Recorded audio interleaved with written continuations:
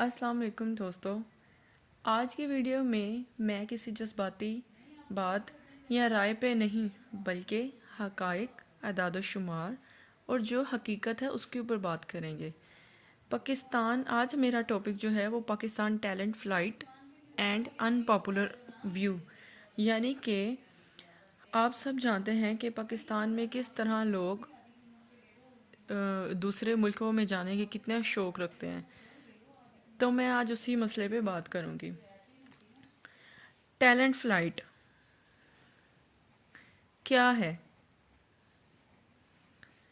اور brain drain, یہ لفظ آپ نے اکثر سنے ہوں گے۔ ٹیلنٹ فلائٹ اور برین ڈرین سے مراد یہ ہے کہ کسی ملک کے ایجوکیٹڈ، اسکلڈ اینڈ پروفیشنل لوگ جو مستقل یا لانگ ٹرم کے لیے دوسرے ملکوں میں ٹرانسفر ہو جاتے ہیں۔ یہ یعنی کہ اگر آپ دیکھیں تو یہ اصطلاح جذباتی نہیں بلکہ یونائٹڈ نیشن، ورلڈ بینک کی رپورٹس میں باقاعدہ استعمال ہوئی ہے۔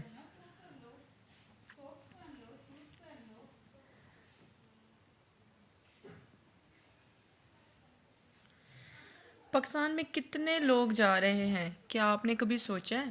تو میں آپ کو بتاتی ہوں، پاکستان میں ہر سال 7 سے 9 لاکھ، یہ کوئی چھوٹا فگر نہیں ہے، اٹس اے ہیوج اماؤنٹ، کہ 7 سے 9 لاکھ افراد جو ہے وہ ابروڈ جا رہے ہیں مستقل رہائش کے لیے۔ صرف 2022 سے 2023 میں 2022 اور 2023 میں 8.6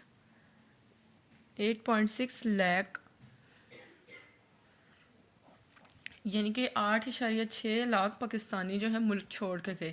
ان میں بڑا حصہ اگر دیکھیں تو engineers, doctors, I T professional, ہنرمند ٹیکنیشینز اور گریجویٹس پر مشتمل تھا۔ یہ جو میں نے آپ کو فیکٹس بتائے ہیں یہ میں خود سے نہیں بتا رہی، یہ bureau of immigration Pakistan, world bank کی رپورٹس اور ورلڈ بینک کی رپورٹس میں بھی انہوں نے خود بیان کیا ہے۔ تو یہ آپ دیکھ سکتے ہیں کہ کس قدر لوگ برین ڈرین کر رہے ہیں۔ اگر میں یہاں پہ دیکھوں تو زیادہ ایجوکیٹڈ لوگ کیوں جا رہے ہیں باہر، تو سب سے پہلے 1 بائی 1 کر کے میں دیکھوں گی۔ سب سے پہلے جابس، پوائنٹ نمبر 1 ہے جابس اینڈ لیس پیز، یعنی کہ روزگار اور تنخواہوں کا فرق ہے۔ مثال کے طور پہ پاکستان میں ایک نیا انجینئر 60 سے 80 ہزار روپے کماتا ہے، ٹھیک ہے، لیکن اگر وہ باہر جاتا ہے، سینٹرل کنٹریز میں جاتا ہے، یعنی کہ دبئی، یو اے ای یا سعودیہ، تو وہاں 3 سے 5 لاکھ ایزیلی کما سکتا ہے۔ تو اس سے آپ اندازہ لگا سکتے ہیں کہ کس قدر پاکستان میں اسکل پرسن یا ایجوکیٹڈ پرسن کی مطلب اس کو کس طرح نوازا جاتا ہے، کس طرح ریوارڈ کیا جاتا ہے۔ یورپ، کینیڈا میں تو اس سے بھی کئی گنا زیادہ ہے۔ یہ فرق صرف تنخواہوں کا نہیں بلکہ job security, health insurance, professional growth کا بھی ہے۔ تو اس لحاظ سے بھی بہت سے لوگ پریفرنس کرتے ہیں کہ وہ باہر جائیں۔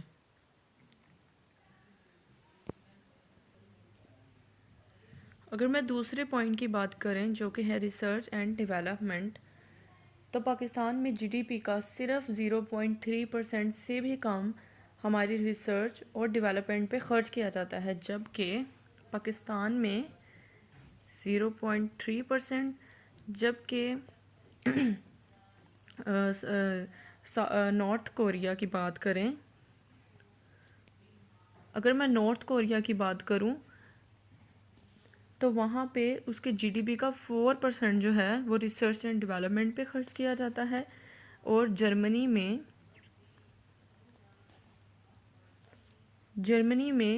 2.4% جو ہے وہ جی ڈی پی پہ خرچ کیا جاتا ہے، ریسرچ اینڈ ڈیولپمنٹ پہ خرچ کیا جاتا ہے۔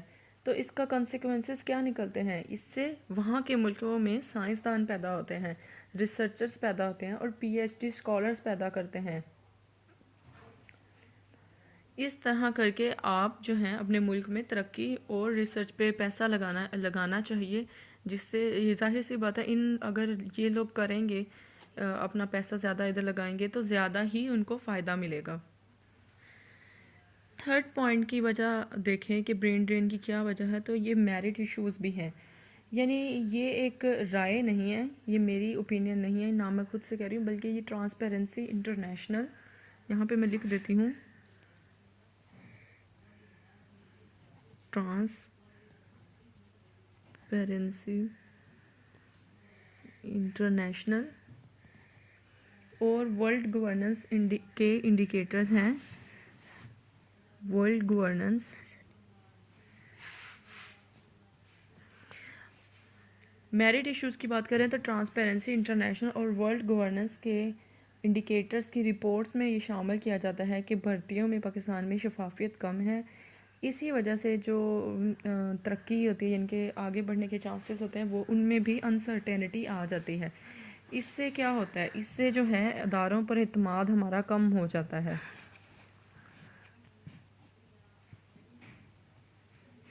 یعنی کہ جو عام بندہ ہے، جو کامن پرسن ہے، اس کا اس طرح کرنے سے اداروں پر کم یعنی کہ اعتماد ہوتا ہے۔ جب ادارے ہی مضبوط نہ ہوں گے تو ٹیلنٹ اداروں کے ساتھ نہیں رکتا،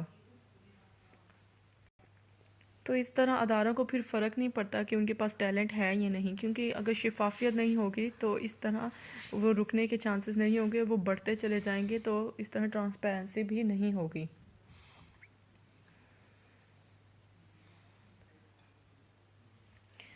اگر ہیومن ڈیولپمنٹ انڈیکس کی بات کریں تو یونائٹڈ نیشن ڈیولپمنٹ پروگرام کے مطابق پاکستان میں ہیومن ڈیولپمنٹ انڈیکس میں تقریباً 160ویں نمبر پر ہے، ٹھیک ہے۔ 192 کنٹریز جو ہیں وہ جو ہیں یونائٹڈ نیشن میں رپورٹڈ ہیں، اور اس میں سے پاکستان کا نمبر جو ہے 160 پہ آتا ہے۔ یعنی کہ آپ دیکھ سکتے ہیں کہ کس قدر پاکستان پیچھے ہے۔ تو اس کی بیسکس کیا ہیں، تو اگر ہم دیکھیں کہ اس کی ریزنز کیا ہے، تو اس میں سب سے پہلے کمزور شعبے ہیں، ٹھیک ہے، یعنی کہ ایجوکیشن ہو گیا، ہماری ہیلتھ سیکٹر ہو گیا، ہمارا لیونگ سٹینڈرڈ ہو گیا، یہ ہمیں انڈیکیٹ کرتے ہیں کہ لوگوں کے مستقبل کے فیصلوں کو کس طرح یہ چیزیں متاثر کرتی ہیں۔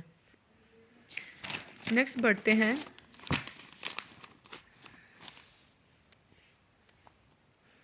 اگر پاکستان میں ڈاکٹرز 5th پوائنٹ پہ لکھ دیتے ہیں، ڈاکٹرز اینڈ نرسز ایگزامپل۔ اگر میں ڈاکٹرز اور پاکستان میں نرسز کی مثال دوں تو پاکستان میں فی 1000 افراد یعنی کہ ڈاکٹرز کی تعداد WHO معیار سے کم ہے۔ اس کے باوجود ہزاروں ڈاکٹر ہر سال UK، گلف کنٹریز اور آئرلینڈ جاتے ہیں۔ یہ کنٹراڈکٹ واضح کرتا ہے کہ مسئلہ افراد کی کمی نہیں، نظام کی کمزوری ہے۔ یعنی کہ پاکستان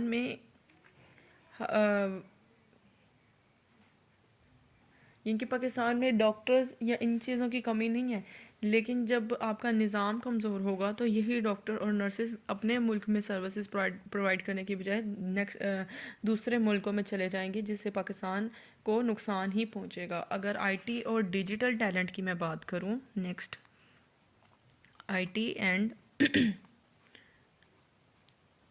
ڈیجیٹل،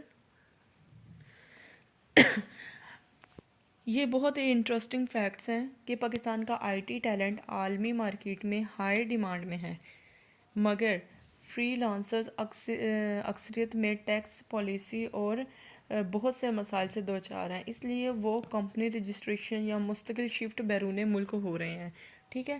یعنی کہ پاکستان میں بھی IT اور ڈیجیٹل ٹیلنٹ کی کمی نہیں ہے، لیکن ان کو پاکستان میں رہتے ہوئے ٹیکسز، پالیسیز اور بھی بہت سے مسائل جن میں کمپنی رجسٹریشن اور مستقل جو شفٹنگ ہوتی ہے، یعنی کہ اس کی وجہ سے وہ مستقل شفٹ بیرون ملک کو ترجیح دیتے ہیں، جس کی وجہ سے پاکستان میں IT اور ڈیجیٹل ٹیلنٹ کا فقدان نظر میں آتا ہے، جو کہ بیرون ملک شفٹ ہو رہا ہے۔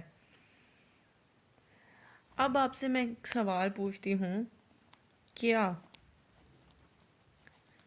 بیرون ملک سب آسان ہوتا ہے؟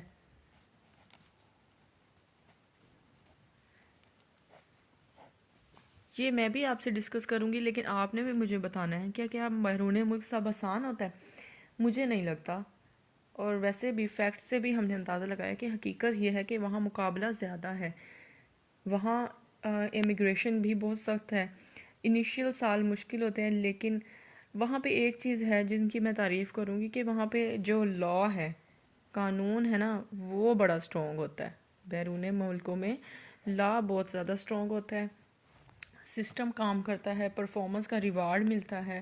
یہی وہ فیکٹرز ہیں جو کہ لانگ ٹرم میں نا ٹیلنٹ کو روک لیتے ہیں، مطلب وہ خود کہتے ہیں کہ ہم نے ادھر ہی رہنا ہے۔ اگر جب یہ برین ڈرین ہوتی ہے تو اس سے ہماری جو معیشت ہے اس پہ کیا اثرات پڑتے ہیں؟ 7 پوائنٹ میں ڈسکس کروں گی امپیکٹس آن اکانومی۔ جب یہ برین ڈرین ہوتا ہے تو بہت اس کا نقصان ہوتا ہے، ریاست تعلیم پہ خرچ کرتی ہے، فائدہ کیا ہوتا ہے؟ دوسرے ملکوں پہ ہوتا ہے۔ آپ نے دیکھا ان کے پڑھ کے تو پاکستان میں جاتے ہیں، ٹھیک ہے، لیکن فائدہ دوسرے ملکوں میں ہو جاتا ہے۔ برین ڈرین ترقی پذیر ممالک کے لانگ ٹرم نقصان ہے، خاص طور پر ہیلتھ اور ایجوکیشن سیکٹر میں۔ کیا آپ کے پاس کوئی حل اس کا موجود ہے؟ پالیسی، اگر میں بات کروں پالیسی بیسڈ سولوشن کی،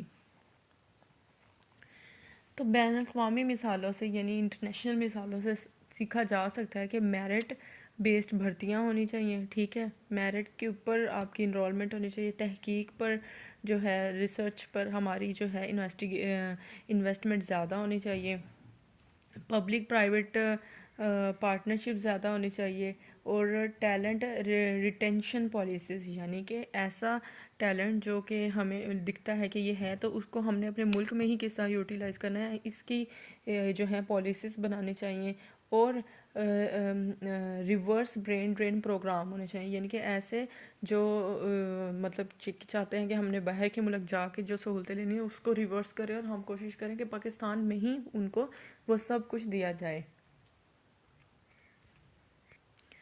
اگر میں یہ بات کروں کہ ہم یہ کہیں برین ڈرین کو کہ جو جا رہا ہے وہ غدار ہے اپنے ملک کے ساتھ، تو مجھے لگتا ہے کہ یہ غیر سائنسی بات ہے۔ لوگ ڈیٹا دیکھ کے، اپرچونٹیز دیکھ کے، فیوچر دیکھ کے اپنے فیصلے ڈیسائیڈ کرتے ہیں، اور ریاستیں کیا کرتی ہیں؟ ریاستیں ماحول بنا کر، پالیسیز بنا کر ٹیلنٹ کو روکتی ہے۔ لوگ تو ظاہر سی بات ہے اپنا فائدہ دیکھیں گے، لیکن ہماری اسٹیٹ نے کیا کرنا ہے؟ ماحول بنانا ہے، پالیسیز بنانی ہے کہ ٹیلنٹ کو ادھر ہی روکا جائے۔ اب اگر کنکلوژن کروں تو پاکستان کا مسئلہ یہ نہیں کہ لوگ کیوں جا رہے ہیں، ٹھیک ہے، اصل مسئلہ یہ ہے کہ ہم ان کے رکنے کی وجوہات کیوں پیدا نہیں کر پا رہے۔ یہ سوال ایک ایموشنل نہیں بلکہ یہ ایک پالیسی کا سوال ہے، اس کو ہمیں پالیسی میں، اپنی پالیسی میں شامل کرنا چاہیے اسٹیٹ کو، تاکہ برین ڈرین سے رکا جا سکے۔